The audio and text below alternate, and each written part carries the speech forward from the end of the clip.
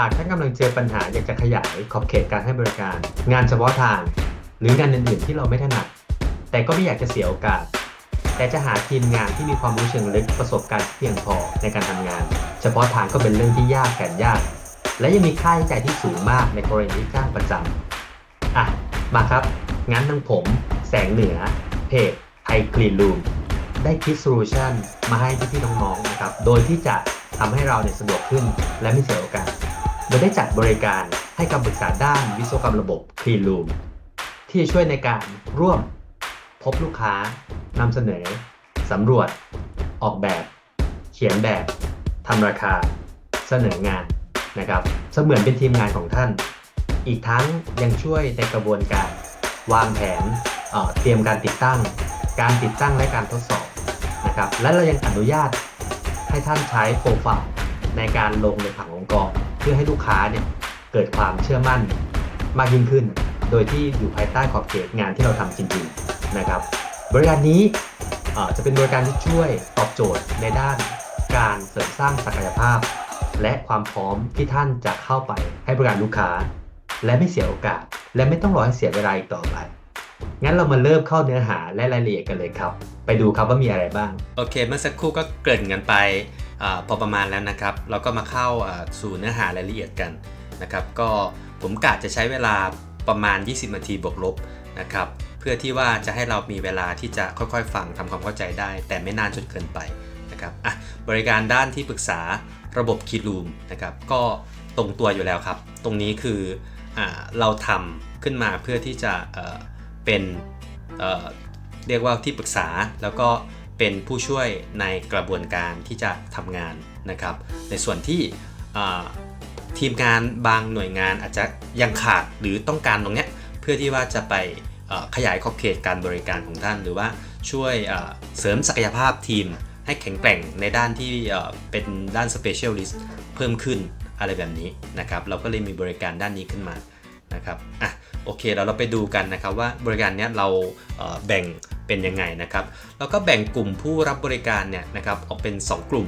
นะฮะก็กลุ่มแรกเนี่ยจะเป็นกลุ่มผู้ให้บริการนะครับก็ซัพพลายเออร์ต่างๆผู้ให้บริการต่างๆผู้รับเหมาอันนี้ผมจะถือเป็นกลุ่มที่1นะที่จะไปนำเสนองานต่อเจ้าของโครงการอีกทีหนึ่งอันนี้ซึ่งโปรเซสเนี้ยกลุ่ม1เนี่ยจะมีโปรเซสขั้นตอนอยู่ค่อนข้างเยอะในการที่จะตั้งแต่ไปพบลูกค้าไปรับความต้องการไปจนถึงถ้าได้งานก็ไปติดตั้งต่างๆนะครับจนทดสอบส่งมอบอันนี้จะมีขั้นตอนเยอะนะครับเดี๋ยวผมจะคุยในกลุ่ม1นี่แหละวันนี้นะครับหลักๆส่วนกลุ่มที่2เนี่ยก็จะเป็นผู้ผลิต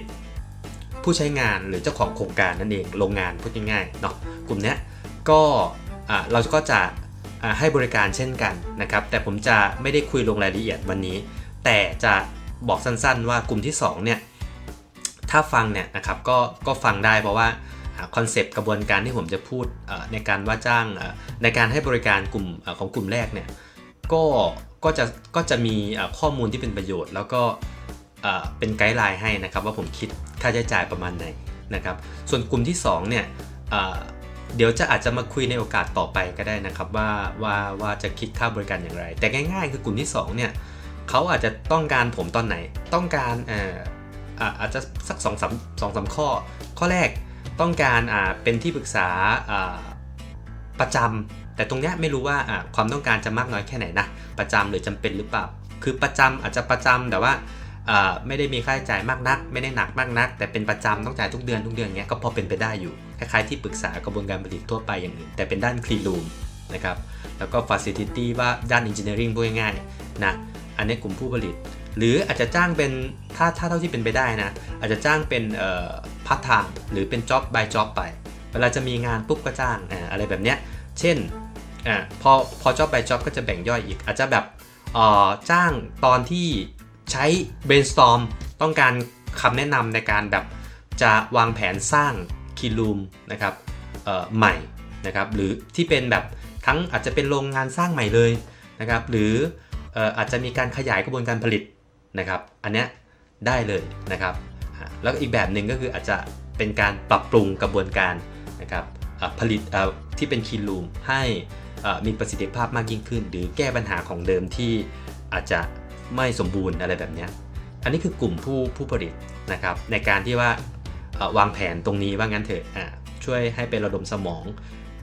ส่วนต่อไปก็อาจจะเป็นช่วงให้ช่วยดูระหว่างการสร้างการติดตั้งเขาอาจจะจ้าง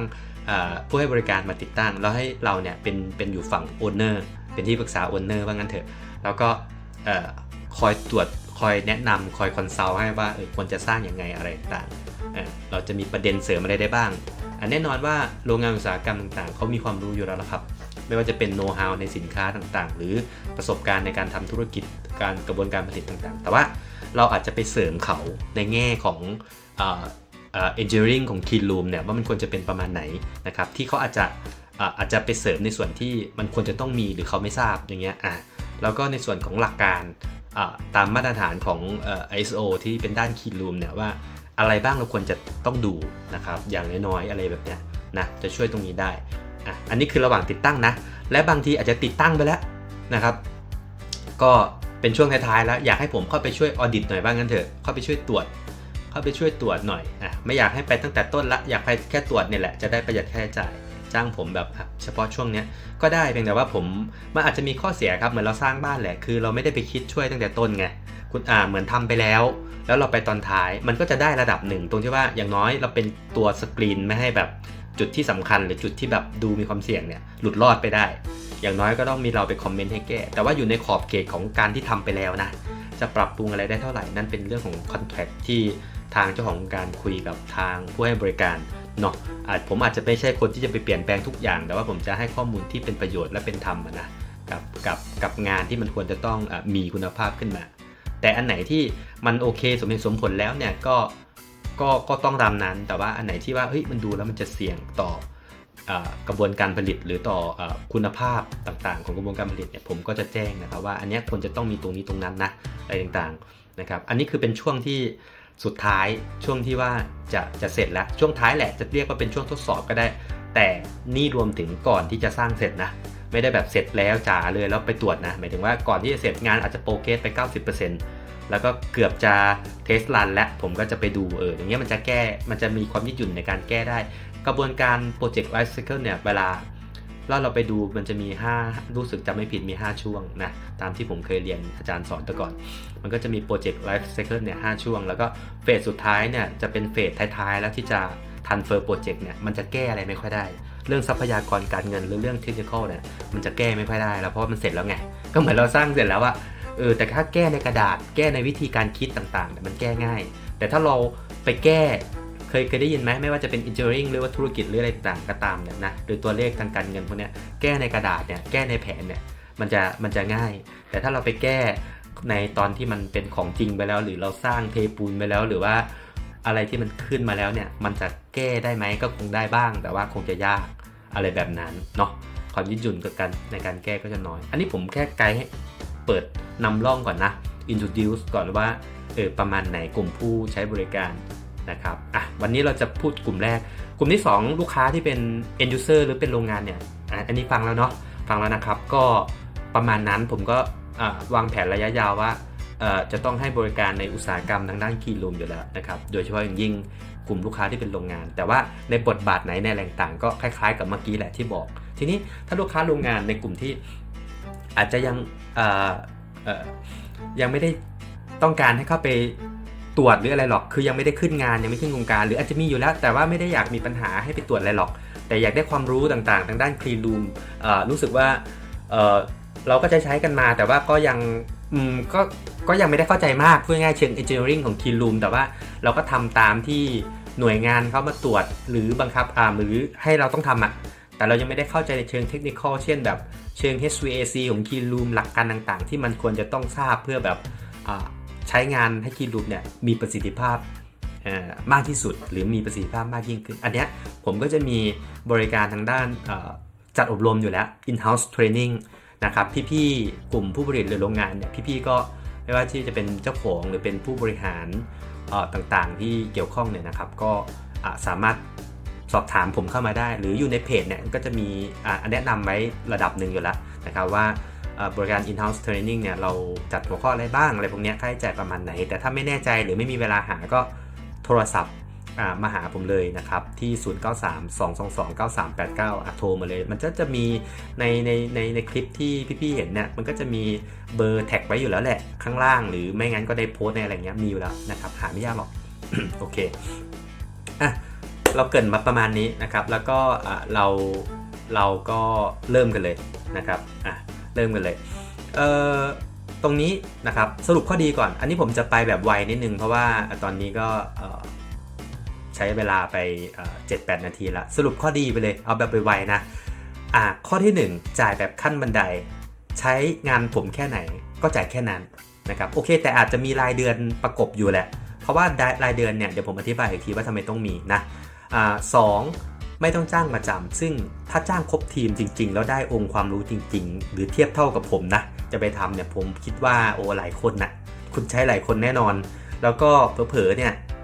ค่าใช้จ่ายเนี่ยหลายเท่าด้วยนะหลายเท่านะครับอันนี้ก็ต้องพูดกันตามข้อเท็จจริงนะครับทีนี้ก็ช่วยเสริมศักยภาพนะครับอันนี้พิมพ์ผิดนิดนึงไม่เป็นไรช่วยเสริมศักยภาพในการทำงานทันทีไม่ต้องรอให้เสียเวลาเพราะว่าอย่างผมเนี่ยผมมีประสบการณ์ทำงานเนี่ยนะคือในเรื่องเทคนิคเนี่ยแน่นอนอยู่แล้วว่าผมมีเรื่องเทคนิคอยู่แล้วไม่ว่าจะเป็นการพบลูกค้าการเซอร์เวย์การทำราคาการออกแบบเขียนแบบนะครับการเตรียมตัววางแผนที่จะไปติดตั้งการโปรคิวเมนต์จัดซื้อจัดจ้างอุปกรณ์เตรียมทุกอย่างเบรกดาวของต่างๆจัดกำลังพลแมนพาวเวอร์นะครับจัดแจงทรัพยากรในการไปสร้างแล้วก็คุมงานทดสอบผมทำมาหมดแล้วเพราะว่าผมเป็นผู้ประกอบการเป็นเจ้าของนะครับที่ผ่านมาผมเป็นผู้ให้บริการว่าง่ายผมทำงานทุกโปรเซสด้วยตัวเองได้อยู่แล้วนะครับเพียงแต่ว่าเวลาจะสร้างอะไรนี้ผมก็ต้องมีทีมงานมีแรงงานนะไม่ใช่ว่าผมทำคนเดียวหมดเพียงแต่ว่าโดยรวมเนี่ยผมทำได้ทุกขั้นตอนนั่นเองนะครับโอเคก็ไม่ต้องไปรอให้เสียเวลาถูกไหมพอเราจะไปฝึกทีมงานเราก็จะไปสร้างความรู้ให้ทีมงานก็คือทำควบคู่ได้ในลองเทอมระยะยาวถูกไหมครับเวลาเราจะพัฒนาทีมงานอะไรต่างๆเนี่ยเราทำ2แบบ1แบบช็อตคัทแบบใช้วิธีช็อตคัทลัดเลยนะครับไม่งั้นไม่ทันนะยุคนี้ไม่มีทางทันครับบอกตรงว่าเราถูกต่างประเทศต่างๆตีเข้ามาเนี่ยไม่มีทางทันธุรกิจอย่าว่าแต่ SME อาจจะว่าแต่รายเล็กนะครับขนาดรายกลางรายใหญ่ยังยากเลยยังดูยากเลยนั้นผมบอกตรงว่าบริการพวกนี้ที่ผมต้องจัดขึ้นมาทำคลิปทำอะไรขึ้นมาเนี่ยเพราะผมมองระบบเศรษฐกิจระบบอุตสาหกรรมอะไรด้วยนะครับผมถึงได้เห็นช่องว่าเราควรจะร่วมมือกันอย่างไรเพื่อว่าให้มันขับเคลื่อนไปได้ให้ไวขึ้นแข่งขันได้เร็วขึ้นเมืองจีนเองเขาก็เอาคนของเขามามีเครื่องของเขามีของของเขามาแทบจะทุกอย่างเพราะฉะนั้นเราทำไงที่จะให้พวกเราเนี่ยแข็งแรงขึ้นแล้วก็จับมือกันนะขนาดบริษัทขนาดใหญ่ระดับโลกแบบเขายังจับมือกันเวลาแข่งเพราะว่ามันสู้ไม่ได้ไงไม่สู้ไม่ได้ก็ต้องจับมือกันหรือไม่ได้แปลว่าต้องแพ้แล้วจับมืออย่างเดียวหมายความว่าเพื่อเห็นช่องเราว่าที่มันได้โอกาสมันมีโอกาสที่ดีกว่าดีขึ้นแน่นอนก็ไม่ต้องเสียเวลาไปตรงนี้แต่ถ้ามีทีมงานที่จะฝึกแล้วแน่นอนว่าเขาอยู่กับเรานานจริงๆนะครับถ้าเขาเป็นคนของเราจริงแต่ว่าอย่างที่ว่าน้องมันก็มีการหมุนเวียนเปลี่ยนไปก็เป็นเรื่องธรรมชาติธรรมดาเนาะของทีมงานเพราะนั้นตรงนั้นก็เป็นความเสี่ยงจุดหนึ่งของผู้ประกอบการนะครับว่าสมองจะไหลออกไปไหมอะไรตลอดเวลาอยู่แล้วเป็นเรื่องปกตินะเพราะนั้นการที่จะฝึกทีมงานก็ฝึกไปแต่ว่าการที่เราจะต้องใช้ไนตรัสออกไซด์ในการบูตเหมือนรถแข่งเนี่ยก็ต้องทำนะครับไม่งั้นไม่ทัน4เพิ่มโอกาสและขยายขอบเขตการบริการนะครับก็แน่นอนว่าพี่ๆบางท่านอาจจะเป็นผู้รับเหมางาน M&E ทั่วไปนะครับก็อาจจะไม่ได้ทำด้านนี้เป็นพิเศษแต่อาจจะเคยทำมาบ้างแหละใช้ศัพท์ใช้อะไรก็ว่าไปหรือไม่เคยก็ตามไม่เป็นไรนะครับนี่ก็คือขยายขอบเขตหรือบางท่านทำแอร์อยู่แล้วแอร์ทำทั้งแอร์ขนาดเล็กขนาดใหญ่หรือทำแต่แอร์ขนาดเล็กก็ตามก็แล้วแต่ก็ยิ่งดีนะครับมีประสบการณ์มุมมองเห็นระบบพวกนี้ระดับหนึ่งแล้วนะครับก็อาจจะไม่ได้ถัดคีย์รูมก็ให้ผมเข้าไปช่วยตรงนี้ก็จะทำให้เราสามารถขยายขอบเขตบริการอื่นๆด้วยครับงานระบบวิศวกรรมเยอะแยะไปหมดเลยผมอธิบายไม่หมดหรอกในเวลาที่จำกัดนะครับก็สามารถที่จะใช้บริการแล้วขยายขอบเขตบริการก็ต้องชั่งน้ำหนักดูว่าสุดท้ายเนี่ยเราง่ายๆครับคุ้มหรือไม่คุ้มถ้าเรามีโอกาสมีฐานลูกค้าอยู่แล้วถูกไหมอันนี้ผมว่าไม่ได้เป็นเรื่องที่ซับซ้อนพี่ๆเองก็รู้ผมก็รู้อยู่ที่ว่าเราจะจูนกันหรือจับมือกันยังไงเพื่อไปคว้าโอกาสถ้าเราไม่ทำคนอื่นเขาก็ทำถูกไหมถ้าพี่ๆบอกไม่ถนัดไม่ทำคนอื่นเขาก็ไปทำถูกไหมเราก็เสียโอกาสนะครับแต่ว่าถ้าพี่ๆเห็นคลิปเนี้ยพี่ๆแล้วพี่ๆมองว่าติดตามผมมาระดับหนึ่งแล้วเนี่ย เฮ้ยผมเชื่อมั่นคุณละคุณแบบองค์ความรู้คุณได้แล้วคุณแบบเป็นคนค่อนข้างที่จะตรงไปตรงมาไม่เอาเปรียบคนอื่นต้องบอกก่อนนะครับว่าความตรงไปตรงมาเนี่ยไม่ได้หมายถึงว่าผมไม่มีศิลปะในการที่จะคิดสิ่งต่างๆแบบไม่ได้แบบทื่อๆนะครับเพียงแต่ว่าผมตรงไปตรงมาเพราะว่าผมไม่ชอบปวดหัวที่จะเล่นเกมกันแค่นั้นเองแต่ว่าผมจะอ่านเกมสถานการณ์ต่างๆอยู่แล้วนะครับซึ่งตรงนี้ท่านสังเกตได้แน่นอนนะครับข้อ 5 ลดปัญหาปวดหัวจ้างศัพท์นะครับอาจจะคุมยากกว่าอันนี้เราก็พูดโดยทั่วไปเนาะไม่ได้บอกว่าซับไม่ดีเพราะว่าผมเองถ้าไปทำงานได้ผมก็คือซับนั่นแหละนะครับลดปัญหาในการจ้างซับหมายความว่าถ้าพี่ๆเนี่ยไม่มีคนของตัวเองที่จะมีองค์ความรู้ด้านนี้เลยเนี่ยเราเน้นแต่ด้านคุมงานเนี่ยเราก็จะปวดหัวว่าเทคนิคที่แท้จริงหรือว่าเทคนิคที่เราควรจะต้องควบคุมเขาให้เขาสร้างให้มันแบบเป็นไปตามสแตนดาร์ดหรือว่าใกล้เคียงหรือ follow standard จุดที่สำคัญเนี่ยมีอะไรบ้างเราก็จะไม่รู้ถูกไหมเราก็จะได้คุมได้ระดับหนึ่งแต่ว่าพอเราไม่รู้เนี่ยมันก็จะปวดหัวในการคุมให้คุณภาพงานมันออกมาเป็นแบบนั้นแล้วก็ปวดหัวตามสิ่งอื่นๆนะครับเช่นการพูดคุยการเจรจาข้อมูลนู่นนี่นั่นแต่ผมเข้าใจว่าโดยคอมมอนแล้วเนี่ยผมค่อนข้างที่จะทำงานเกินร้อยอยู่แล้วผมพยายามไม่ให้เกิดปัญหาขึ้นนะครับกับทุกคนเพราะว่าผมมองภาพที่เป็นแบบว่าเหมือนนึกถึงตัวเองนึกถึงเขาเวลาทำงานแต่ว่าผมก็ไม่ชอบให้คนอื่นเอาเปรียบเช่นกันนะครับโอเคอันนี้ก็จะเป็นข้อดีนะครับคร่าวๆก่อนนะทีนี้การแบ่งเฟสการทำงานเฟสการทำงานเนี่ยเดี๋ยวเราจะไล่แบบคร่าวๆ3แบบก่อนแล้วค่อยลงรายละเอียดการแบ่งเฟสการทำงานนะครับเฟส1การพบลูกค้านะจะเป็นการพบลูกค้านั่นแหละพูดง่ายๆการตอนช่วงขายงานนะการพบลูกค้าการสำรวจหน้างานและเก็บข้อมูลอันนี้ผมเรียกว่าเฟส1แล้วกันนะครับแต่ไม่ได้เป็นเฟสแบบโปรเจกต์ไลฟ์ไซเคิลนะเป็นเฟส1 2 3 4 5เนี่ยไม่ใช่แต่มันจะมีคล้ายๆกันแต่ไม่ใช่เราแบ่งแบบนี้เพราะว่าจะได้คิดราคาได้สะดวกนั่นเองถึงแบ่งแบบนี้อันนี้จุดประสงค์ที่ผมแบ่งนะผมอธิบายด้วยเฟส1การพบลูกค้าและการสำรวจหน้างานและเก็บข้อมูลตัวนี้ก็คิดราคานะเฟส2การทำของการทำงานคือการออกแบบเขียนแบบคือพบลูกค้ามาแล้วเราก็ต้องกลับมาออกแบบเขียนแบบนะการเลือกอุปกรณ์กำหนดสเปคต่างๆแล้วก็ประมาณราคาออกมาเสร็จแล้วปุ๊บเฟส2เนี่ยมันก็จะได้ตัวเอกสารเสนอราคาหรือเราจะเรียกว่าเซลล์ proposal หรืออะไรก็ได้ที่จะเอาไปนำเสนอลูกค้านะครับแต่ว่าก็เอาง่ายๆก็เอาเอกสารรวมกันแล้วเข้าเล่มนี่แหละไปนำเสนอนะเรามองภาพเป็นงานแบบทั่วไปนะอย่ามองภาพว่าต้องอลังการโครงการเป็นหลายร้อยล้านหรือเป็นพันล้านแล้วเอกสารแบบกองเป็นภูเขาแบบหลายๆชุดไม่ใช่อันนั้นมันจ้างแบบนี้ไม่ได้หรอกค่าใช้จ่ายถูกไหมมันคนละฟีลลิ่งนะนี่ต้องเข้าใจนะของเราเนี่ยจะคุยกันในระดับเอกสารในระดับทำงาน SME ทั่วไปขนาดย่อมขนาดอะไรต่างๆเนี่ยโครงการขนาดย่อมนะครับโอเคลูกค้าที่จ้างผมอาจจะเป็นลูกค้ารายใหญ่ก็ได้แต่เราไม่ได้เป็นเน้นเอกสารเยอะขนาดนั้นนึกออกไหมเพราะนั้นต้องเข้าใจตรงนี้ก่อนว่า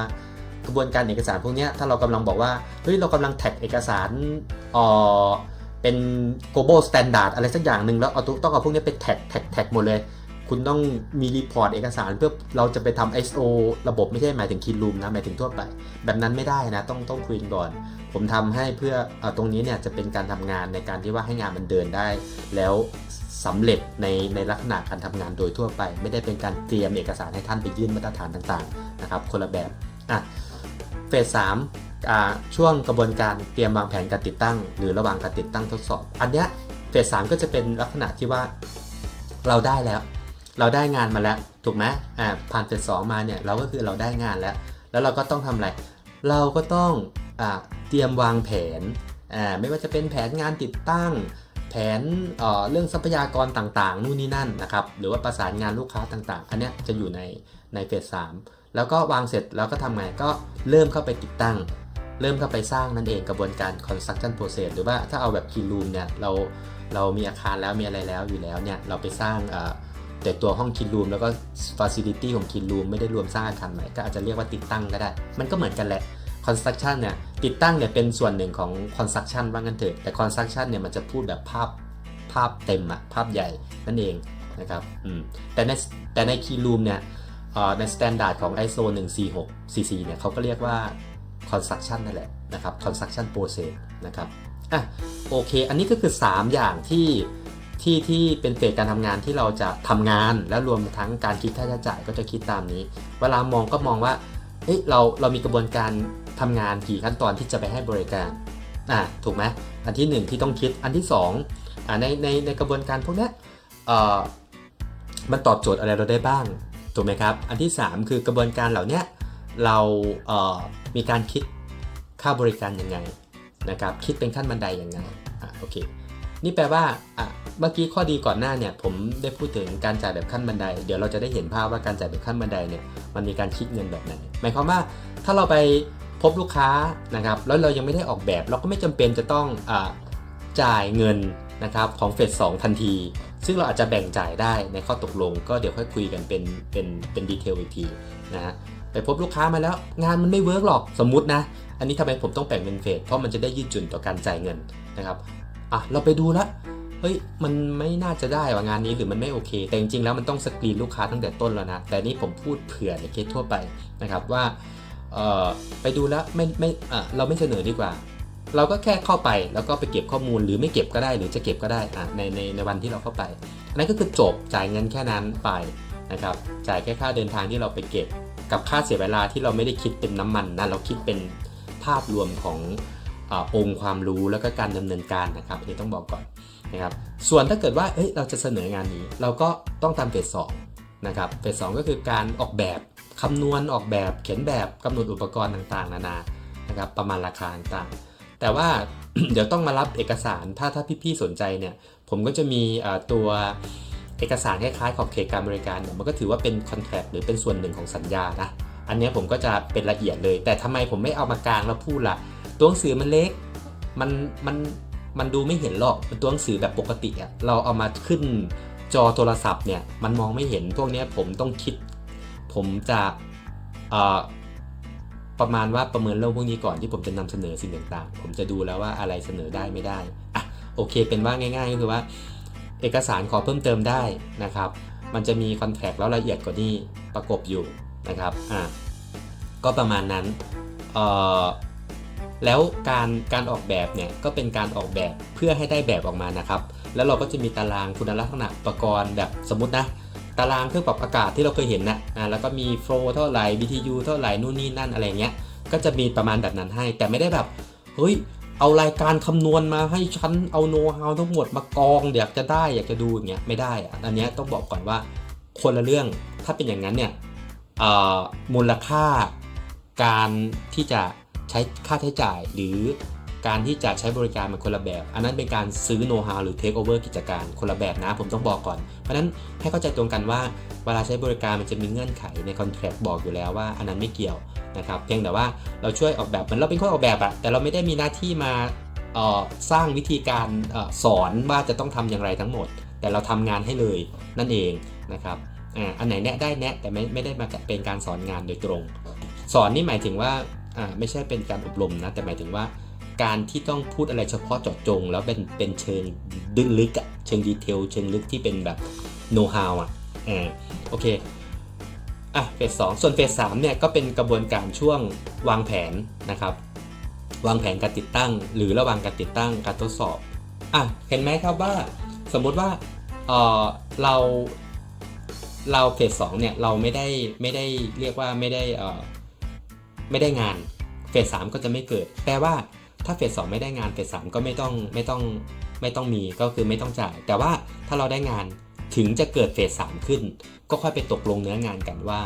มีเท่าไหร่จริงๆสไลด์เนี้ยผมไม่ได้กะลงดีเทลนะแต่ผมเผลอไปนิดนึงคือผมกะจะพูด3อันรวดนี้ก่อนแล้วก็เดี๋ยวไปลงดีเทลคนละอันทีละหน้าเพราะว่ามันจะตัวใหญ่แต่ไม่เป็นไรครับผมก็พูดไปบ้างแล้วก็เดี๋ยวเสริมเพิ่มอันเมื่อกี้ก็คือเฟส1แหละการพบลูกค้าการสำรวจหน้างานนะครับเก็บข้อมูลถ้าในคอนแทคผมมีรายละเอียดนะแต่ผมจะพูดคร่าวๆนะ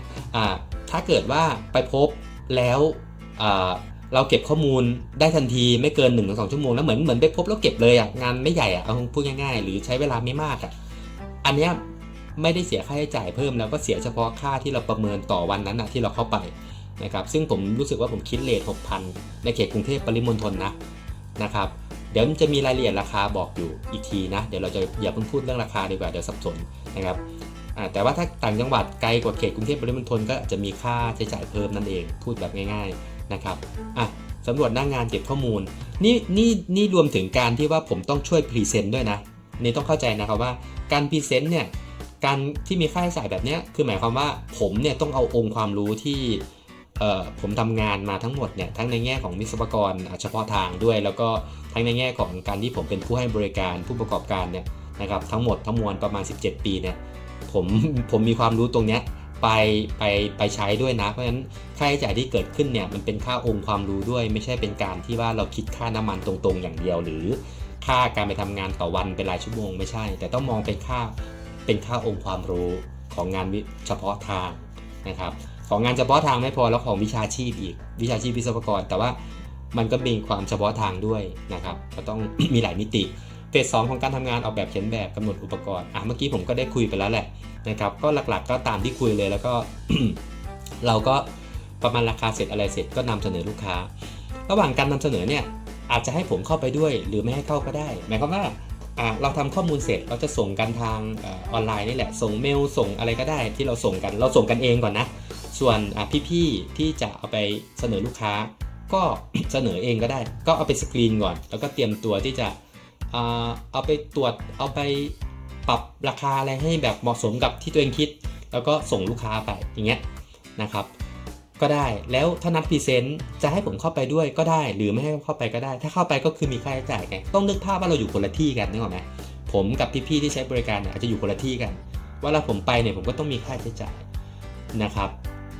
มีค่าใช้จ่ายตรงนี้ก็จะมีค่าใช้จ่ายไปตามเงื่อนไขต่างๆใกล้ๆอะไรก็ว่าไปเนาะอันนี้คือการไปประชุมนะยังไม่ได้งานนะอันนี้อยู่ในเฟส 2อยู่นะครับส่วนสมมุติว่าเราไปประชุมและนัด1 2นัด3นัดก็ตามแล้วได้งานรอไปสักระยะหนึ่งได้งา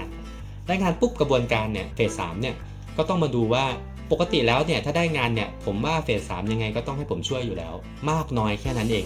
นะครับเพราะว่าเป็นไปไม่ได้ที่ผมจะเป็นคนออกแบบแล้วพอจะทำแล้วก็ผมแบบไม่ต้องเข้าไปยุ่งเลยเนี่ยผมว่ามันน่าจะยากเพราะว่ามันมีเรื่องเทคนิคอลมีเรื่องเฉพาะทางมีเรื่องหลายๆอย่างเพราะฉะนั้นผมก็ไปช่วยแต่ว่าจะแบ่งปริมาณจะแบ่งงานยังไงให้เหมาะสมหมายความว่าถ้าพี่ๆมีทีมงานบางส่วนอยู่แล้วแต่อาจจะไม่ได้เจนจัดด้านคีนรูมหรือไม่ได้เอ็กซ์เพิร์ทเชี่ยวชาญอะไรมากก็คือทีมน้องๆแต่ว่าเขาคุมงานได้เขาแบบเขียนแบบช่วยได้ทำรีพอร์ตโปรเกรสงานโครงการนู่นนี่นั่นอะไรเงี้ยก็ให้เขาทำไปเพราะผมไม่มีทางที่ไปทำหมดอยู่แล้วเพราะว่าเขาเรียกอะไรผมไม่ใช่บริษัทวิศวกรที่ปรึกษาที่จะไปนั่งอยู่ไซต์แล้วก็ประจำเลยแล้วจัดคนไปผมยังไม่ได้ทำจุดนั้นอนาคตไม่ทราบแต่ว่าตอนนี้ผมไม่ได้ทำเพราะว่าผมคิดว่ามันผมจะทำงานในลักษณะที่ว่าผมคิดว่าเหมาะสมกับผมในช่วงนี้แล้วก็ผมพอที่จะทำไหวอันไหนที่เกินตัวอันไหนที่ทำไม่ไหวผมยังไม่ทำนะแต่ทั้งนี้ทั้งนั้นต้องบอกก่อนว่าให้นึกภาพว่าการที่ไปอยู่หน้างานการที่ต้องใช้เวลากับมันแรงต่างผมก็ผ่านมาหมดแล้วเพราะว่าผมเป็นผู้ให้บริการผู้รับเหมานะครับผู้รับเหมาเทิร์นคีที่ผมต้องขายเสร็จผมต้องไปควบคุมโครงการจัดของเข้าไปคุมช่างตรวจงานอะไรผมผ่านมาหมดแล้วเพราะฉะนั้นไม่ใช่แปลว่าผมไม่เคยอยู่แต่ว่าผมแค่เปลี่ยนบริบทมาเป็นที่ปรึกษามาเป็นวิทยากรเป็นผู้เชี่ยวชาญแต่ว่าผมก็ยังคงให้บริการเสริมตรงนี้เข้าไปได้นะครับที่จะช่วยยกระดับการทำงานขึ้นไปได้เนาะก็พูดง่ายว่าแบ่งงานแหละว่าให้ทำอะไรบ้างส่วนไหน1 2 3ถ้าให้ผมทำเยอะเช่นเอกสารมาให้ผมทำหลายส่วนหน่อยผมก็อาจจะคิดตามสัดส่วนแต่ว่าอันไหนที่พี่ๆมีลูกน้องทำอยู่แล้วเนี่ยซึ่งมันเป็นงานที่อาจจะไม่ต้องถึงผมพูดง่ายๆให้ผมทำแค่เท่าที่จำเป็นครับอันไหนไม่จำเป็นไม่ต้องให้ผมทำเพราะว่าให้ทีมงานหรือน้องๆทำมันก็จะประหยัดกว่าแต่อันไหนที่มันดูแล้วมันสเปเชียลหรือมันดูแล้วมันยากหน่อยนึงอาจจะให้ผมทำนะเราจะวางแผนร่วมกันแบบนี้ก็เหมือนช่วยๆกันนะครับช่วยๆกันโอเคค่าใช้จ่ายเกือบครึ่งชั่วโมงแล้วไม่เป็นไรนานหน่อยก็ไม่เป็นไรขอให้มันมีมิติในการคุยแหละดีกว่าพูดเร็วๆแล้วเราไม่ได้อะไรหรือฟังเราไม่เข้าใจมันก็จะไม่มีประโยชน์ต่อเลยนะค่าใช้จ่ายนะครับค่าใช้จ่ายเริ่มต้นงานให้ปรึกษาด้านคีนรูมเนี่ยผมเซตแบบนี้นะที่อื่นผมไม่ทราบแต่ผมเซตมาจากเบสออน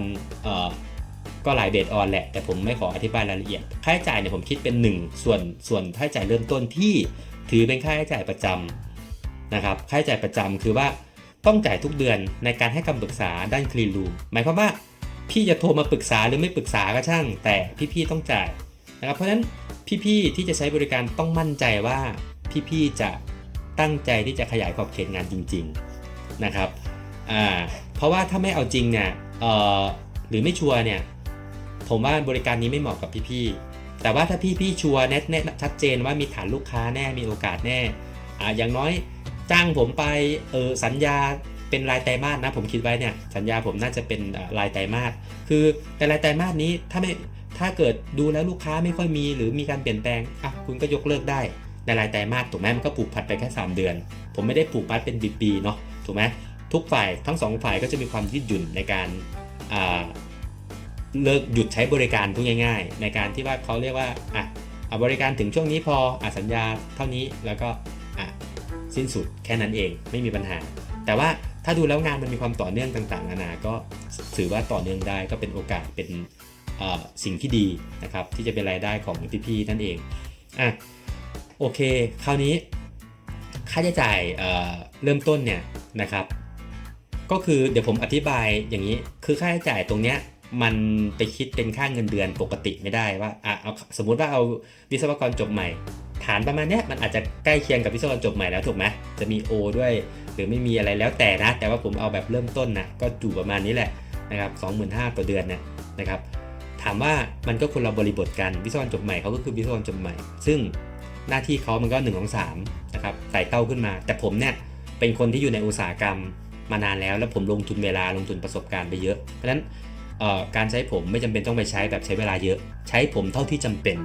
นึกออกไหมเพราะฉะนั้นที่ปรึกษาเนี่ยมีไว้ใช้ไม่ใช่มีไว้ใช้เวลาสเปนเวลาเยอะๆแต่เรามีไว้ใช้เพื่อแบบเฉพาะหมัดเด็ดหรือทีเด็ดที่เราคิดว่าเฮ้ยเนี่ยต้องถามต้องปรึกษาเอาไงดีอะไรพวกเนี้ยเราใช้แค่นี้ครับเราไม่ได้ใช้เวลาเยอะแยะนะครับนั้นค่าใช้จ่ายต่อเดือนเนี่ยจะเป็นค่าที่พี่ๆสามารถปรึกษาได้นะครับปรึกษาได้วันจันทร์พุธศุกร์อันนี้ผมกำหนดเบื้องต้นนะแต่ว่าอาจจะยืดหยุ่นได้เดี๋ยวว่ากันคือที่ผมกำหนดจันทร์พุธศุกร์เพราะว่าถ้าไม่กำหนดแบบนี้สมมุติว่าผมให้บริการ5ที่10ที่เนี่ยโอ้โหก็โทรกันสนั่นหวั่นไหวเนี่ยผมก็ทำอะไรไม่ได้เพราะว่างานพวกนี้มันไม่ใช่งานประจำผมจะต้องเซตเวลาให้ชัดเจนแล้วก็มีช่วงที่จะรับโทรศัพท์แล้วให้คำปรึกษาเนี่ยบ่ายโมงถึง5 โมงเย็นนะครับผมเชื่อว่านะถ้าเราทำงานกันจริงๆมันไม่จำเป็นต้องคุยกันทั้งวันหรือแบบโทรหาตลอดหรอกนะยกเว้นว่างานมันขึ้นอยู่แล้วเราต้องประสานงานต้องอะไรเนี่ยมันก็จะต้องมีทีมหลายคนที่รับบทบาทหน้าที่ไปแต่ว่าผมมองว่าจันทร์พุธศุกร์เนี่ยถ้าโทรคุยกันเทคนิคทั่วไปเนี่ยเยอะแยะพอแล้วครับอาทิตย์หนึ่งโทร3 รอบเนี่ย3 รอบนี่หมายถึง3 วันนะถ้าวันไหนที่มันมีความด่วนจริงๆวันนั้นๆอาจจะมีการโทร2 ครั้งก็ไม่ได้แปลกอะไรนะครับอันนี้คือค่าใช้จ่ายที่จะเกิดขึ้นเป็นค่าองค์ความรู้เฉพาะทางที่สั่งสมมาและถือว่าเป็นค่าที่ปรึกษาด้วยว่าเนี่ยคนที่ใช้บริการผมเนี่ยก็เหมือนกับว่ามีผมเนี่ยเป็นคนหนึ่งในผังการทำงานของพี่ๆแล้วนะเป็นในผังองค์กรนะพูดง่ายๆว่ามีผมเนี่ยเป็นอยู่ในผังองค์กรด้วยนั่นเองเหมือนที่ผมบอกไปแล้วว่าสามารถใช้โปรไฟล์ผมได้ด้วยถูกไหมแต่ว่าโปรไฟล์นี้ไม่ได้ให้ใช้โดยแบบอิสระแบบเอาไปใช้โดยภารการโดยผมไม่รู้นะหมายความว่าเอาเฉพาะขอบเขตที่ทำและโครงการที่ผมเกี่ยวข้องนะครับภายใต้เรียกว่าการทำงานจริงๆนะครับโอเคจันทร์พุธศุกร์ 25,000 ต่อเดือนนะครับอันนี้ยังไม่รวมค่าใช้จ่ายที่เราจะไปในแต่ละส่วนนะอันนี้ต้องชั่งน้ำหนักให้ดีว่าคุ้มหรือไม่คุ้มถ้าเรามองแล้วงานเราไม่ถึงขนาดนั้นงานเรา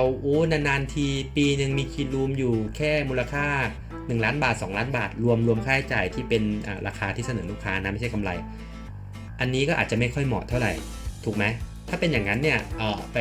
ไปจ้างผมไปคอร์สอบรมเถอะคอร์สอบรมก็จะได้ความรู้ที่จะไปใช้ในเทคนิคต่างๆนะครับแต่ก็เป็นการปูพื้นฐานหรือเสริมที่จะเอาองค์ความรู้ที่เป็น standard course เข้าใจคำว่า standard course เนาะคือหมายความว่าคอร์สที่เราจัดมาเป็นแพ็กเกจเนี่ยแหละแล้วก็อธิบายเล่าเรื่องไปแล้วก็เอาไปใช้มันก็จะเป็นลักษณะแบบนั้นค่าใช้จ่ายก็คือตามนั้นถูกไหมก็สมเหตุสมผลสำหรับทุนเนื้อไปแต่ว่าถ้าต้องการที่ปรึกษาเลยนั่งแบบรู้อะไรต้องคิดช่วยนะหรือว่าแบบบางอย่างถ้าแบบลูกค้าถามมาแล้วเป็นโจทย์มาจริงๆเนี่ยแล้วต้องไปหาข้อมูลหรือว่าช่วยคิดเนี่ยผมก็ต้องไปหาข้อมูลช่วยคิดนะครับ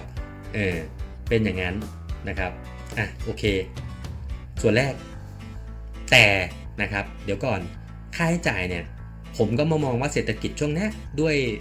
เราถูกต่างประเทศตีแถวๆเอเชียเนี่ยตีเข้ามาทั้งทุกอย่างผมไม่ต้องเล่านะเราทราบกันอยู่แล้วไม่ว่าจะเป็นเรื่องของผู้ให้บริการที่เข้ามาของเครื่องจักรนู่นนี่นั่นทุกอย่างเทคโนโลยีเงินทุนทุกอย่างมาหมดนะครับเราก็ต้องยกระดับแล้วก็จับมือกันนะครับโอเคส่วนบริษัทที่เขามีความพร้อมอยู่แล้วมีความแข็งแรงทางด้านนี้นะผู้ให้บริการนี้ก็ปล่อยเขาไปถูกไหมแต่ว่าอย่างเราเนี่ยถ้ามาเห็นบริการเราคิดว่าผมมีประโยชน์อันนี้ผมไม่ได้จำกัดนะพี่ๆอาจจะเป็นบริษัทขนาดใหญ่ก็ได้นะหมายถึงว่าผู้รับเหมาเนี่ยรายใหญ่หมายความว่าคำว่ารายใหญ่คือพี่อาจจะแบบยอดขายเกิน 1,000 ล้านต่อปีนะเป็นบริษัทรับเหมาก่อสร้างหรือรับเหมางานระบบอะไรก็ได้นะครับผมก็ไม่เกี่ยงนะอันนี้ผมพูดจริงๆนะคือถ้าพี่เป็นบริษัทญี่ปุ่นรับเหมาอะไรอย่างนี้ผมไม่เกี่ยงนะเพียงแต่ว่าต้องเข้าใจผมนะว่าผมไปในลักษณะที่ว่าผมเอาองค์ความรู้หรือตัวผมเนี่ยเข้าไปเพราะฉะนั้นต้องประเมินก่อนว่าตอบโจทย์ท่านไหมแต่ถ้าท่านใหญ่ขนาดนั้นสร้างโครงการแบบ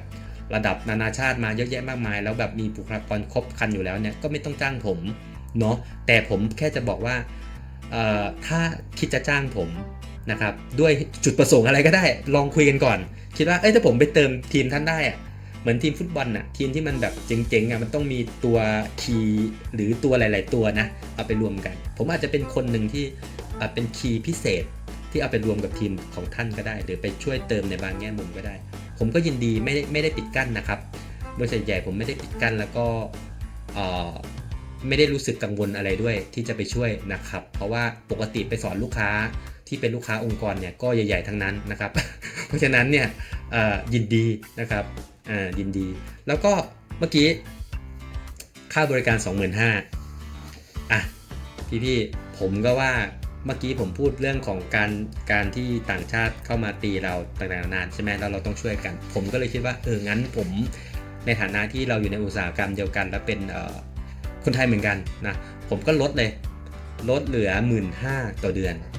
ฟังดูแบบนี้นะพอเป็นไปได้ไหมในเศรษฐกิจมันไม่ค่อยดีนะพี่ลองคิดดูนะ 15,000 เนี่ยผมอาจจะไม่ได้นั่งทำงานประจำให้แบบไปตอกบัตรนะครับ 15,000 เนี่ยเห็นไหมค่าใช้จ่ายทุกวันเนี้ย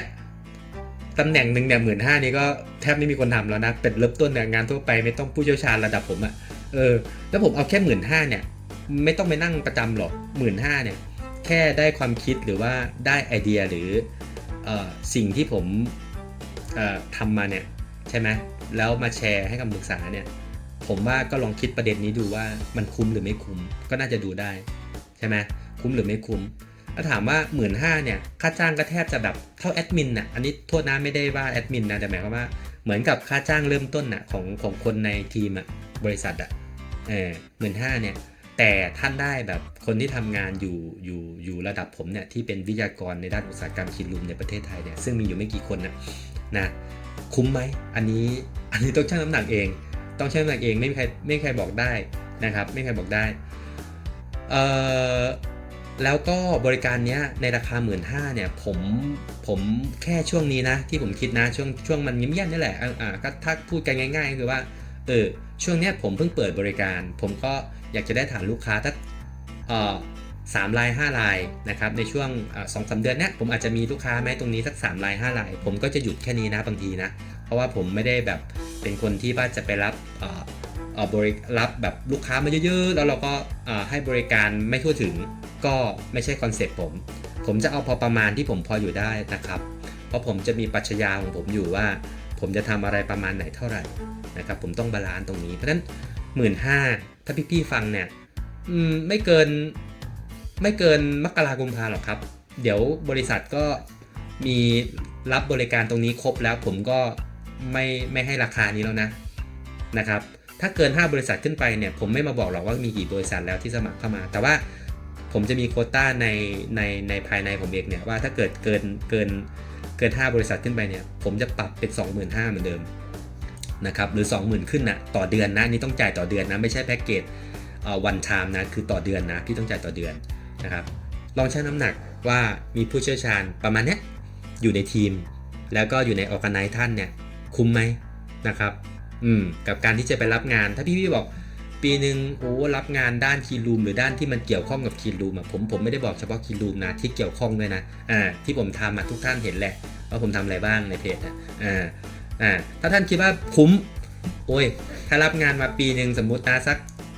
5 ล้านบวก5 ล้านขึ้นเนี่ยจริงๆ5 ล้านเนี่ยไม่ได้เยอะนะสำหรับงานพวกงานที่เราไปโครงการที่เราไปรับกันเนี่ยทั้งปีนะไม่ได้เยอะนะอันนี้ผมพูดแบบทั่วไปนะเพราะว่า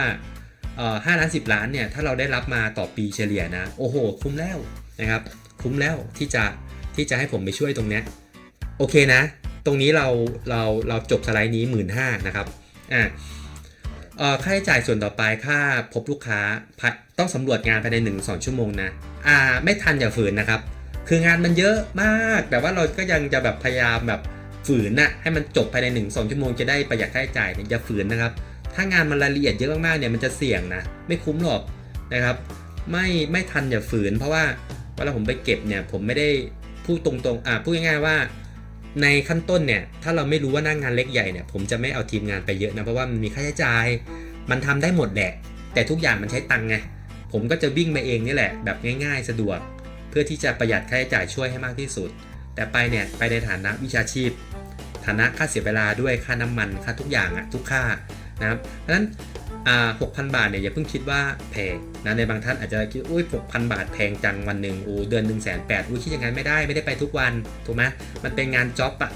มันเป็นงานจ็อบมันเป็นงานพาร์ทไทม์ท่านคิดดูสิเราไปนวดชั่วโมงหนึ่งก็300แล้ว ถูกไหมหมอนวดนวดไทย200-300แล้วชั่วโมงหนึ่งใช่ไหมอันนี้งานวิชาชีพงานอันนี้โทษนะผมไม่ได้จะไปด้อยค่าหมอนวดอะไรแต่ผมหมายความว่าการทำงานทุกวันนี้เราล้อหมุนออกไปขับแม้กระทั่งขับมอเตอร์ไซค์ออกไปหรือรถยนต์ก็ตามล้อหมุนออกไปเนี่ยเขาเป็น1,000-2,000ขึ้นอยู่แล้วอันนี้ไม่ได้อาชีพเฉพาะทางอะไรเลยนะหรือไม่ได้เป็นเอ็กซ์เพรสอะไรเลยนะเขาคิดกันขนาดนั้นแล้วอันเนี้ยเรารวมค่าเฉพาะทางค่าเอ็กซ์เพรสค่าประสบการณ์ที่เราจะไปช่วยพรีเซนต์นู่นนี่นั่นทุกอย่าง 6,000 บาทต่อวันต่อครั้งที่ไปแต่ต้องบอกนะว่าถ้าไม่จ้างประจำแล้วจะข้ามตรงนี้มาเป็นข้อ2เลยคือให้ไปสำรวจเลยผมไม่รับนะเข้าใจไหมครับอันนี้ต้องบอกก่อนว่าเฮ้ยข้ามมาเป็นข้อ2เลยเนี่ยเราจ้างผมแค่ 6,000 บาทเพื่อไปดูความคิดผมหรือให้ผมเก็บข้อมูลให้โอ้โหอันนั้นไม่ได้หรอกเพราะว่าเท่ากับว่าท่านแบบอาจจะใช้โน้ตฮาวตรง 6,000 บาทเนี่ยไม่มีทางได้นะครับเพราะนั้นไม่เอาเปรียบกันนะถ้าจะคอนแทคก็ดีลกันในระยะยาวการดีลระยะยาวไม่ได้แปลว่าต้องผูกมัดเชิงสัญญาแบบต้องเป็นปี2ปี3ปีแต่ลองได้ก็เหมือนการใช้บริการทั่วไปผมวิเคราะห์มาหมดแล้วว่าการที่ผมทำเป็นราย3เดือนเนี่ยเพื่อที่จะให้มันพอดีไม่รายเดือนก็น้อยไปผมก็เลยทำเป็นราย3เดือนว่าท่านต้องอยากที่จะลองเปิดบริการหรือทำตรงนี้ระดับหนึ่งนะท่านก็ถึงทำถ้า3เดือนคิดว่าลูกค้ามันไม่ค่อยมีว่ะหรือโอกาสอะไรต่างๆมันเปลี่ยนแปลงไปแล้วเปลี่ยนใจก็จบกันที่3เดือนไม่มีปัญหาทุกฝ่ายก็โอกาสหน้าถ้ามีงานก็ค่อยมาว่าต่อแต่ตอนนี้จะมาปรึกษากันแบบสัปดาห์ละจันทร์พุธศุกร์ไม่ได้แล้วนะก็คือสิ้นสุดสัญญาไงแต่นานๆทีโทรมาคุยกันอย่างนั้นทั่วไปได้นะครับไม่มีปัญหาแต่ว่าถ้าจะมาโทรปรึกษาแบบเป็นจริงเป็นจังเนี่ยไม่ได้นั่นแปลว่าท่านต้องรักษาคอนแทคไว้แล้วก็ต้องจ่ายผมเป็นรายเดือนนะครับผมก็ถึงจะทำงานให้เพราะว่าอย่าลืมนะมันปวดหัวนะครับงานที่ปรึกษาเรื่องงานอะไรก็ช่างเนี่ยโดยเฉพาะงานเทคนิคอลเนี่ยผมเนี่ยทำงานมานะพวกเราทำงานมารู้เลยว่าอย่างผมทำมา10 กว่าปีเนี่ยเวลาจะมีอะไรสักอย่างหนึ่งที่เป็นเทคนิคอลหรือผมต้องคิดใช้ความคิดสร้างสรรค์หรือใช้ประสบการณ์ในการคิดวิเคราะห์แก้ปัญหาเนี่ยไม่ง่ายเลยวางสายเสร็จปุ๊บ แน่นอนว่าแบบใช้พลังไปเยอะถูกไหมปวดหัวไหมก็ด้วยแหละแล้วใช้พลังไปเยอะเพราะนั้นถ้ามีหลายๆคนท่านลองคิดดูนะครับเพราะนั้นถ้าจะไม่จ่ายรายเดือนเนี่ยมันก็คงไม่ใช่เหมือนค่าพวกวิชาชีพยกโทษนะอย่างเช่นพวกทนายพวกอะไรเนี่ยที่ยังดังเนี่ยเขาก็จะมีค่าชั่วโมงเนี่ยไม่น้อยนะอันนี้ยกตัวอย่างนะครับเพราะฉะนั้นทุกอย่างมันก็ต้องมีการจ่ายมีสเต็ปขั้นบันไดมันว่าวิธีคิดต่างๆยังไงสมมุติว่าเก็บข้อมูลไม่ทันประเมินแล้วต้องเก็บอีกวันหนึ่งไม่ได้แปลว่าต้องเต็ม8 ชั่วโมงนะอาจจะอีกวันหนึ่งเนี่ยเราอาจจะเก็บ วันแรกไปก่อนหรือไม่เก็บก็ได้หรือเก็บก็ได้สักชั่วโมง2 ชั่วโมงอีกวันหนึ่งมันจะเก็บสักครึ่งวัน 3-4 ชั่วโมงอันนั้นต้องอยู่ต่ออีกวันหนึ่งก็ผมคิดอีกวันหนึ่งเนี่ยต้องคิดอีก 6,000 นะก็แสดงว่าการไปดูงานครั้งเนี้ยท่านจะจ้างผมเนี่ยหมดถ้า2 วันนะหมดไป 12,000 แล้วแต่ลองนึกภาพดูถ้าไม่มีผมและไม่มีทีมด้วยสมมตินะไม่มีลูกน้องด้วยที่จ้างประจำเหมือนที่ว่าข้อเสียที่ค่าใช้จ่ายจะสูงเนี่ยต้องประเมินให้รอบด้านนะครับอย่าเราจะไม่คิดเป็นอย่างเราต้องคิดภาพรวมแล้วเราจะได้รับงานไหมมันก็เสียโอกาสอีกถูกไหมเราก็ไม่ได้งานไงแต่ถ้าเราจ่ายลงทุนเท่านี้แต่เรารู้อยู่แล้วว่างานเนี้ยเราก็มีลุ้นนะสมมติพี่จ่ายไปแค่10,000 กว่าบาทแล้วก็ไปจ่ายค่าที่จะทำแบบออกแบบอะไรต่างๆนานานะครับตรงนั้นก็ต่างหากเพราะว่ามันเป็นคนละส่วนกันบางท่านบอกเฮ้ยมันรวบเลยไม่ได้เหรอมันถ้าเราจ่ายแบบรวบหมดเนี่ยมันไม่ยืดหยุ่นในการที่จะทำงานเดี๋ยวผมค่อยๆอธิบายเพราะว่าท่านจะไม่สามารถแบบไปดูงานแล้วท่านจะต้องจ่ายค่าออกแบบครบเลยทั้งที่ว่าท่านไปดูงานมาแล้วกลับมาแล้วเปลี่ยนใจว่าคุณแสงเหนือเรางานนี้เราไม่เสนอแล้วคุณก็เสียค่าใช้จ่ายแค่ที่ไปดูงานถูกไหมมันก็ยังคุมค่าใช้จ่ายได้แต่เกิดว่าเรามองว่างานเนี้ยมันต้องทำก็ค่อยมีค่าใช้จ่ายเพิ่มแล้วก็ค่อยคิดค่าใช้จ่ายกันมันก็เหมือนกับว่าจะใช้งานเท่าไหร่ก็จ่ายเท่านั้นนึกออกไหมแต่ถ้าท่านมีทีมงานประจำมันก็บีบไงบีบมันดีไหมดีอยู่แล้วลูกน้องเราที่อยู่ full time มันก็ใช้ได้เต็มไม้เต็มมือแต่ว่าอย่างที่บอกนะว่ามันก็มีข้อจำกัดเรื่องค่าใช้จ่ายเรื่องการหาคนที่มีความรู้เฉพาะทางที่มีความประสบการณ์ระดับสูงนะแล้วก็ลึกซึ้งด้านพวกนี้คือผมก็เข้าใจว่ามันไม่ได้หาง่ายขนาดนั้นแล้วคนเดียวเนี่ยก็ต้องไปดูอีกว่ารู้กี่อย่างไม่พออีกก็ต้องหลายคนอีกอะไรอย่างเงี้ยมันวุ่นวายมันยุ่งยากถูกไหมประมาณอย่างนั้นก็มันก็ต้องดูหลายๆมิติโอเคสไลด์นี้จะนานไปแล้วนะครับเดี๋ยวเราไปต่อถ้าต้องกลับไปสำรวจใหม่ล่ะตรงนี้ถ้าต้องกลับไปสำรวจใหม่หมายความว่าไปดูงานแล้วแบบโอ้โหไม่ได้เว้ยมันต้องใช้คนหลายคนนะครับหรือจะต้องไปสำรวจใหม่โอเคข้อหลายคนมันเป็นข้อ4ข้อ3ก่อนจำเป็นต้องกลับไปสำรวจใหม่อันนี้ผมแค่ยกตัวอย่างว่าไม่ได้ใช้คนหลายคนหรอกใช้จะมีผมแล้วก็มีท่านมีทีมงานท่านช่วยอยู่แล้วอะไรประมาณนี้แต่ไม่สามารถที่จะเก็บข้อมูลในวันถัดไปได้เพราะว่าท่านติดงานลูกค้าติดงานไม่สะดวกอะไรอย่างนี้ก็แล้วแต่ก็เราไปอีกครั้งหนึ่งมันต้องคิดเป็น 6,000 บวกค่าเดินทางนะเพราะเรากลับมาแล้วไงแล้วไปใหม่ถ้าไม่ถามว่าเฮ้ยคุณแสงเหนือคุณทำไมคิดยิบย่อยขนาดนี้เวลาทำงานจริงๆถ้าเราไม่คิดย่อยแบบเนี้ยผมอะไรจะเกิดขึ้นรู้ไหมค่าใช้จ่ายมันจะไม่ make sense สิ่งที่เกิดขึ้นเชื่อผมมันจะเกิดอะไรขึ้นมันจะเกิดการเผื่อแบบโอเวอร์ไงนะฮะเช่นผมอาจจะบอกเนี่ยดูงานผมเผื่อไปเลยดูงาน 20,000 ไม่รู้ดูอะไรบ้าง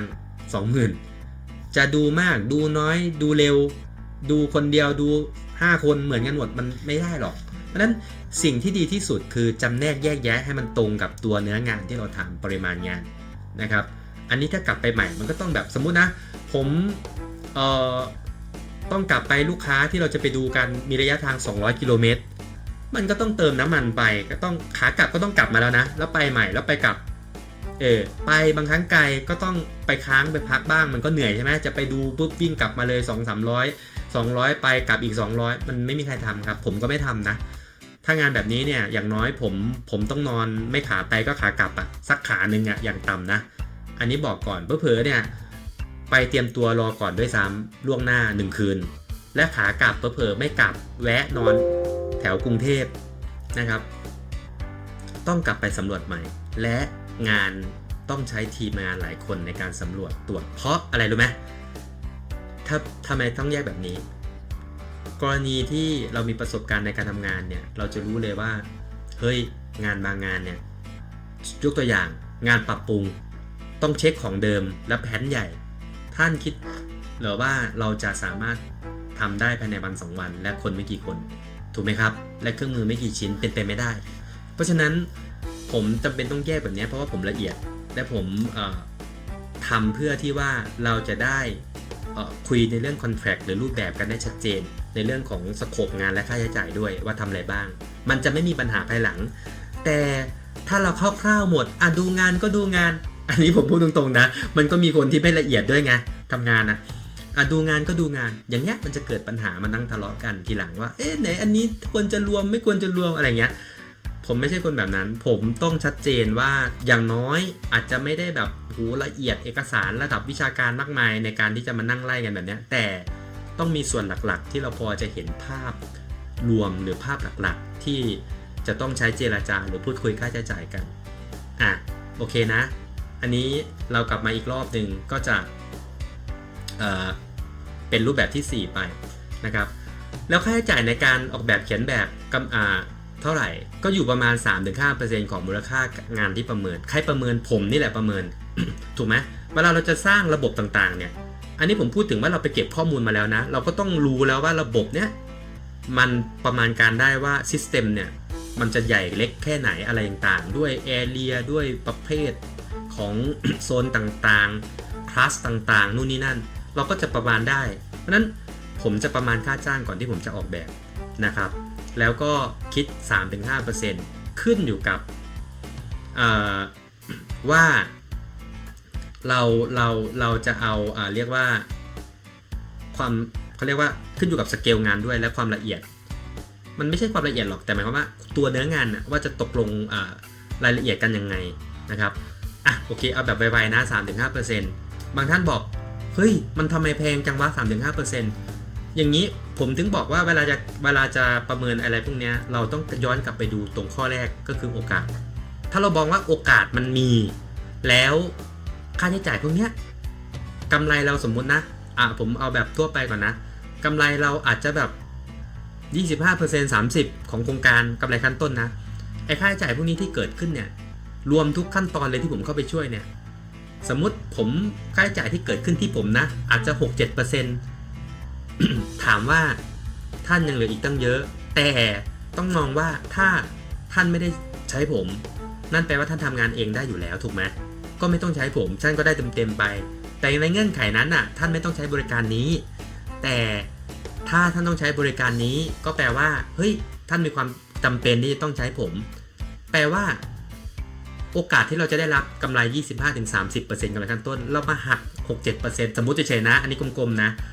มันโคตรคุ้มเลยครับก็เหมือนเราไปจ้างสับทำงานนะสมมติระบบที่เราไม่ถนัดสับเขาก็คิดราคามา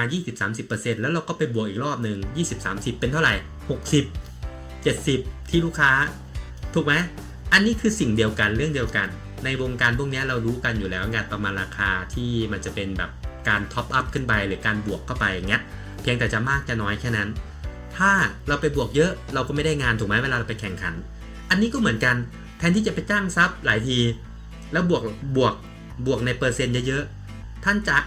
จ้างผมเนี่ยผมเอากลมๆนะเต็มที่ก็อาจจะอยู่ไม่เกิน10ใช่ไหมสมมติว่ากำไรเรามาสัก30เนี่ยถือว่าทั่วไปนะ30หักแล้วปุ๊บเราเหลือ20โอ้ยโคตรคุ้มเลยเราไม่ได้ทำชำนาญด้านนี้นี่แล้วยังมีคนช่วยคิดช่วยทำงานขนาดเนี้ยถูกไหมคุ้มยิ่งกว่าคุ้มอีกเราเป็นการเปิดขยายบริการเพิ่มถูกไหมมีคนช่วยงานมันก็ต้องจ่ายถ้าไม่จ่ายตรงนี้แล้วจะเกิดอะไรขึ้นผมก็จะบอกว่าถ้าไม่จ่ายแบบนี้มันก็ต้องจ้างลูกน้องพอจ้างลูกน้องปุ๊บรู้ไหมว่าเราต้องเอามาคิดเรื่องกำไรของโครงการถูกไหมพอเราจ้างลูกน้องเราก็ต้องเอาค่าใช้จ่ายฟิกคอสตลอดระยะเวลาโครงการที่ลูกน้องทุกคนทำงานกับเรามาคิดด้วยว่ากำไรขั้นต้นเราเนี่ยกี่บาทกำไรขั้นต้นหมายความว่าอาจจะแล้วแต่มองนะอาจจะเป็นถ้าเป็นโครงการทั่วไปอาจจะมองว่าเป็นการค่าแรงค่าของค่าแรงจ้างผู้รับเหมาแล้วก็ค่าของก็คือวัสดุอุปกรณ์ปุ๊บแล้วก็มาหักค่าส่งหุ้นนู่นนี่นั่นก็ได้กำไรขั้นต้นออกมาแต่ว่าเวลาเรามีลูกน้องในองค์กรตัวเองต้องไปคุมเนี่ยมันก็ต้องเอาตรงนี้ไปคิดเฉลี่ยถ้าโครงการเดียวท่านก็เอาค่าใช้จ่ายที่เกิดจากลูกน้อง 3-4 คนเนี่ยไปคิดได้เลยแต่ถ้าลูกน้องคุมงานให้หลายจุดมันก็ต้องเฉลี่ยค่าใช้จ่ายออกไปแล้วแต่วิธีคิดว่าเฉลี่ยแบบไหนอันนี้เป็นวิธีคิดการบริหารโครงการทั่วไปนะที่ผมอธิบายนะเพราะฉะนั้นต้องดีดตัวเลขเพราะผมเชื่อว่าที่ผมอธิบายบริการเนี้ยผมคิดมาพอสมควรแล้วแหละผมคิดมาระดับหนึ่งแล้วแหละว่าทำไมต้องใช้บริการผมคุ้มไม่คุ้มนะครับคำตอบง่ายๆว่าเหมือนที่บอกว่า ถ้าเรามีทีมอยู่แล้วมีโน้ตฮาวเพียงพออยู่แล้วมีทีมงานครบไม่จำเป็นต้องใช้ผมแต่ว่าถ้าเรามองว่าเราไม่มีทีมนี่หว่าหรือลูกน้องเรามันก็อาจจะมีแบบจูเนียร์มาถึงกลางๆประสบการณ์3 ปี 5 ปีหรือมากกว่าก็ได้แต่ไม่ได้เอ็กเปิดขนาดนั้นนะแต่คุมงานได้เก่งคุมงานเก่งคุมช่างเก่งคุมผู้รับเหมาเก่งวางแผนตามงานอะไรพวกเนี้ยอันนี้แสดงว่าท่านยังต้องการผมอยู่นะครับเพราะว่าไอ้พวกนี้มันเป็น engineering มันเป็น technical ที่แบบต้องมีวิชาการต้องมี standard ต้องมี engineering เข้ามาเกี่ยวนะครับแล้วต้องมีประสบการณ์หน้างานด้วยนะผมไม่ได้อยู่ในพาร์ทวิชาการหรือหลักการอย่างเดียวผมทำงานมาค่อนข้างที่จะครบกระบวนการอยู่แล้วนะครับโอเคอันนี้ไปนำเสนองานก็เมื่อกี้พูดไปบ้างแล้วแหละก็จะ 6,000 บาทว่ากันไปเฟส 3สมมุติว่าท่านได้งานเฟส 2เนี่ยเป็นลักษณะที่ว่าเรายังไม่ได้งานถูกไหมแต่สมมติว่าเราได้งานหมายถึงว่าทางพี่เนี่ยได้งานมานะครับได้งานมาแล้วได้คอนแทคจากลูกค้าก็จะมีเฟส 3เฟส 3เนี่ยในส่วนที่ผมต้องให้บริการเนี่ยก็คืองานให้บริการทางด้านที่ปรึกษานี่แหละนะครับในส่วน Clean Room เนี่ยก็คือตั้งแต่ส่วนของการวางแผนนะครับช่วงการวางแผนหรือช่วงที่ระหว่างติดตั้งก็คิดอยู่ 3-5% ของมูลค่าประเมินก็คือเราได้มาแล้วนี่ก็จะรู้มูลค่าอยู่แล้วว่า 3-5% แต่ถามว่าเราคิดกี่บาทกันแน่กี่เปอร์เซ็นต์กันแน่อันนี้ก็ยังตอบไม่ได้อันนี้เป็นกลมๆก่อนเพราะว่ามันต้องไปดูเนื้องานที่ผมบอกไงว่าอะไรที่เรามีทีมงานอยู่แล้วหรือที่เราทำเองได้ไม่ต้องให้ผมทำเพราะว่ามันจะพอให้ผมทำเนี่ยผมต้องใช้ทรัพยากรเวลาเข้าใจไหมมันไม่ได้มีใครทำฟรีอยู่แล้วนะครับพอเราใช้ทรัพยากรเวลาเนี่ยมันก็จะเกิดค่าใช้จ่ายเพราะฉะนั้นอะไรที่เป็นงานที่มันไม่ได้ต้องถึงกับผมทำงานที่พี่ๆมีแอดมินอยู่แล้วมีน้องๆเอนจิเนียร์แบบหรือโฟร์แมนที่เขาพอทำได้อยู่แล้วหรือบางส่วนพี่ๆทำเองนะครับถ้าเป็นรายขนาดย่อมขนาดเล็กเนี่ยก็ไม่ต้องให้ผมทำก็ประหยัดไปผมก็อาจจะทำส่วนที่มันสำคัญหรือให้คำแนะนำในระหว่างโครงการแต่ไม่ได้มาเน้นนั่งทำเอกสารนะแต่ผมอาจจะทำช่วยเช่นแบบบางส่วนเช่นพี่ๆไม่มีดราฟสมมุตินะพี่ๆเล็กๆอาจจะไม่มีดราฟบางท่านนะถ้ามีดราฟแมนคนเขียนแบบผมก็จะไกด์ไลน์ช็อปให้สมมตินะผมก็จะมาประเมินว่าผมต้องทำอะไรเช่นผมไกด์ไลน์ช็อปแล้วให้เด็กไปช็อปเด็กก็ไปนั่งช็อปเขียนแบบ AutoCAD แปลนต่างๆผมก็ไกด์ไลน์ให้ว่าเฮ้ยไปเขียนแบบนี้แต่ถ้าพี่ๆไม่มีผมก็จะทำแบบช็อปดรออิ่งให้หรือแบบเตรียมติดตั้งนะเพื่อที่จะเตรียมที่จะติดตั้งแล้วไปถอดปริมาณของเพื่อไปสั่งของแล้วไปสร้างเนี่ยถูกไหมเพราะฉะนั้นตรงเนี้ยผมก็ใช้เวลานานไงเพราะผมเป็นคนเขียนนึกออกไหมเพราะฉะนั้นให้เด็กเขียนมันประหยัดกว่าผมเขียนเนี่ยค่าตัวผมแพงไงนึกออกไหมเพราะฉะนั้นเวลาใช้ผมใช้เฉพาะส่วนที่จำเป็นเหมือนที่ผมบอกนะครับแล้วอันนี้เราแฟร์ๆนะใช้เฉพาะที่จำเป็นครับส่วนไหนที่ไม่ต้องระดับเฮดทำหรือคีย์ทำก็ให้น้องๆทำมันก็ประหยัดกว่าแล้วผมก็จะได้เซฟช่วยค่าใช้จ่ายช่วยได้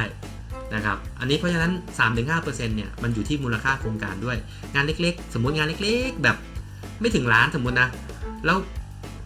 เวลาผมคิดเปอร์เซ็นต์เนี่ยมันก็จะน้อยผมก็จะคิดเปอร์เซ็นต์ไม่ได้ถ้าการเล็กมากๆหรือต่ำกว่าล้านลงมาอะไรแบบเนี้ยผมก็จะคิดเป็นเหมาแต่ก็ไม่ได้เหมาอาจจะไม่ได้ว่าแบบเวอร์มากแต่แบบเหมาแล้วให้มันอยู่ในเกณฑ์ที่แบบพอรับได้แต่ถ้ามูลค่าพี่ๆสมมุตินะพี่ SME นี้ก็ไม่ธรรมดานะบางทีรับเป็น10 ล้านก็มีนะงานเดียวเพราะฉะนั้นถ้าพี่ๆฟังอยู่ตรงนี้ผมหมายความว่าถ้าพี่ๆอยากแบบคือเอาล่ะผมว่าพี่ๆทำตรงนี้รู้อยู่แล้วว่าเราเป็นนักบริหารเนี่ยเข้าใจอยู่แล้วว่าเราต้องใช้ผู้เชี่ยวชาญเนี่ยหลายคนในการดันบริษัทเราหรือองค์กรเราเพื่อให้เราสำเร็จถูกไหมเพราะฉะนั้นจริงๆแล้วคอนเซปต์เนี้ยมันเป็นคอนเซปต์พื้นฐานอยู่แล้วผมว่านะแล้วก็ในการที่ว่าผมเข้าไปช่วยแล้วพี่ๆมีงานเป็น10 ล้านเนี่ยผมว่ายังไงเนี่ยมันคุ้มอยู่แล้วแหละนะครับโอเคเดี๋ยวมันจะใช้เวลานานเกินไปเราก็จะประมาณนี้ทีนี้ไอ้พวกหมายเหตุตรงเนี้ยเราดูในคลิปเนี่ยมันสามารถอ่านเองได้กด stop อ่านนะงานไม่ประจำนะครับมีกรอบรายละเอียดต้องศึกษารายละเอียดขอบเขตก่อนใช้บริการการคำนวณการออกแบบเป็นขั้นเป็นตอนต่างๆประกอบไม่ได้รวมถึงรายการคำนวณนะอะไรต่างๆเนี้ยแต่อาจจะรวมถึงขนาดอุปกรณ์อะไรต่างๆที่จะให้เป็นเลือกอุปกรณ์หรือซื้อหรือใช้สื่อสารกับลูกค้าในการระบุใน BOQ ได้นั่นเองนะครับไม่ได้เป็นการขายโน้ตฮาวหรือ transfer โน้ตฮาวทั้งองค์กรไปให้ท่านนะอันนั้นเนี่ยค่าใช้จ่ายเนี่ย